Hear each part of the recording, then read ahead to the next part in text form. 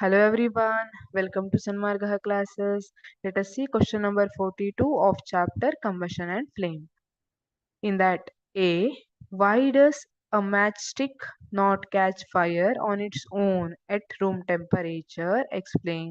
ಒಂದು match stick ಅನ್ನ ತಗೊಬಂದು ಇಟ್ಟಿದ್ದೀರಿ, ಅದರಷ್ಟಕ್ಕದೇ ಬೆಂಕಿ ಹೊತ್ತುಕೊಳ್ಳುತ್ತಾ? ಇಲ್ಲ. ಯಾಕೆ ಅಂತ ಕೇಳ್ತಿದ್ದಾರೆ.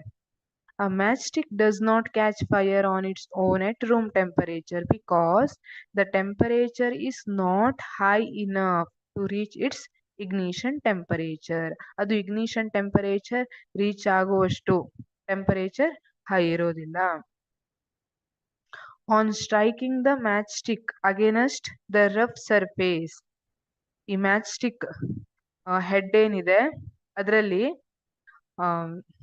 this one ಪೊಟ್ಯಾಷಿಯಂ ಕ್ಲೋರೇಟ್ ಮತ್ತೆ ಆಂಟಿಮನಿ ಟ್ರೈಸಲ್ಫೈಡ್ ಅನ್ನ ಹಾಕಿರ್ತಾರೆ. ರಬ್ಬಿಂಗ್ ಸರ್ಫೇಸ್ ಇದೆ ಅಲ್ಲ, ರಫ್ ಸರ್ಫೇಸ್ ಕೆಂಪ್ ಕಲರ್ ಇರುತ್ತಲ್ಲ ಮ್ಯಾಚ್ ಸ್ಟಿಕ್ ಅಲ್ಲಿ, ಅದಕ್ಕೆ ಗ್ಲಾಸ್ ಪೀಸಸ್ ಜೊತೆಗೆ some little red phosphorus mix ಮಾಡಿರ್ತಾರೆ. It is mixed with both powdered glass and little red phosphorus. Then ಈಗ ಯಾವಾಗ ಮ್ಯಾಚ್ ಸ್ಟಿಕ್ ಅನ್ನ ಆ ರಫ್ ಸರ್ಫೇಸ್ ಗೆ ಸ್ಟ್ರೈಕ್ ಮಾಡ್ತೀವಿ, ಅಟ್ ದಟ್ ಕೇಸ್ ಫ್ರಿಕ್ಷನ್ ಆಗುತ್ತಲ್ಲ, that friction generates enough heat to raise the temperature of the chemicals on the match head, initiating combustion. ಈಗ ನಿಮಗೆ ಗೊತ್ತು ಫ್ರಿಕ್ಷನ್ ಅದು ಹೀಟ್ ಅನ್ನ ಪ್ರೊಡ್ಯೂಸ್ ಮಾಡುತ್ತೆ. ಹಾಗಾಗಿ ಆ ಫ್ರಿಕ್ಷನ್ ಇಂದ ನಾವು ಮ್ಯಾಚ್ ಸ್ಟಿಕ್ ನ ರಫ್ ಸರ್ಫೇಸ್ಗೆ ಗೀರಿದಾಗ ಏನಾಗುತ್ತೆ, ಫ್ರಿಕ್ಷನ್ ಇಂದ ಒಂದು ಹೀಟ್ ಜನರೇಟ್ ಆಗುತ್ತೆ. ಅದು ರೆಡ್ ಫಾಸ್ಫರಸ್ ಇರೋದನ್ನ ವೈಟ್ ಫಾಸ್ಫರಸ್ ಆಗಿ ಕನ್ವರ್ಟ್ ಮಾಡುತ್ತೆ. That white phosphorus reacts with potassium chlorate. ಆ ಪೊಟ್ಯಾಷಿಯಂ ಕ್ಲೋರೇಟ್ ಜೊತೆ ರಿಯಾಕ್ಟ್ ಮಾಡಿದಾಗ ಒಂದು ಹೀಟ್ ಅನ್ನ ಬಿಡುತ್ತಲ್ಲ, ಅದು since it is exothermic reaction, it releases heat.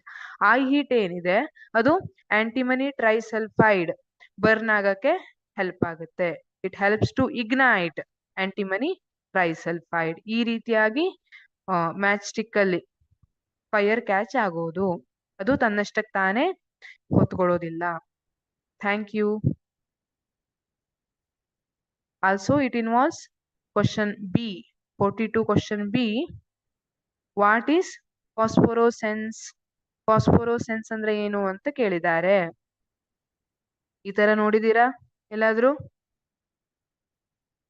Phosphorescence is a type of photoluminescence where a material absorbs radiation like UV light.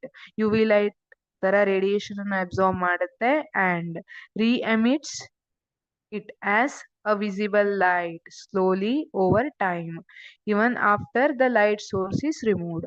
ಈಗ light source ನ remove ಮಾಡಿದ ಮೇಲೂ ಇದೇನ್ ಮಾಡುತ್ತೆ, ಲೈಟ್ ಅನ್ನ ಎಮಿಟ್ ಮಾಡ್ತಾ ಇರುತ್ತೆ, ವಿಸಿಬಲ್ ಲೈಟ್ ಅನ್ನ.